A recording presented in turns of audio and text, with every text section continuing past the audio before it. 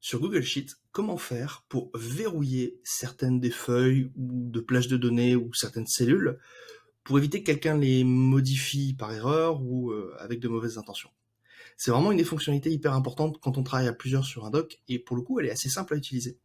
Il suffit d'aller dans Outils et protéger la feuille. First step, mettre une petite description de quelle est la protection. Parce que généralement, quand on verrouille certains éléments d'une feuille, on va mettre plusieurs règles en place. Et c'est bien d'avoir une description claire pour se rappeler de qu'est-ce qu'on a verrouillé. Ici, par exemple, je vais juste mettre le nom de la feuille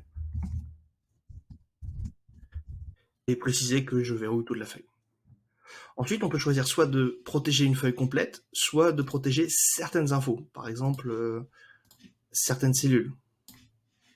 Ici, on va juste protéger toute la feuille pour commencer. Toute la feuille pour info, et non, on ne veut pas exclure certaines cellules, on veut vraiment verrouiller toute la feuille. Ensuite, on a deux possibilités. Soit on peut faire apparaître un petit message, attention, vous modifiez des données sensibles, soyez prudent, ou tout simplement, on peut lister les gens qui peuvent ou ne peuvent pas modifier la feuille. Ici, par exemple, je vais mettre moi uniquement. Lorsqu'une feuille contient des protections, que ce soit sur toute la feuille ou sur toutes les cellules, il y a un petit cadenas qui apparaît là pour se rappeler qu'elle est protégée. On va prendre un autre exemple. Là, on a verrouillé toute la feuille et seul moi peut la modifier à partir de maintenant.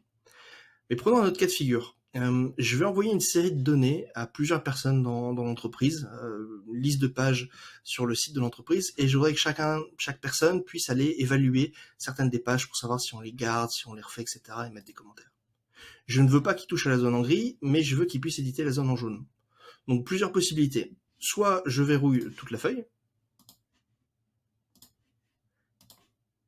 mais j'exclus certaines cellules où je leur laisse la possibilité de les modifier. Ou, deuxième possibilité, je ne vais verrouiller que ces cellules-là. Cette option est vraiment pratique et elle évite beaucoup de problèmes dès qu'on travaille à plusieurs.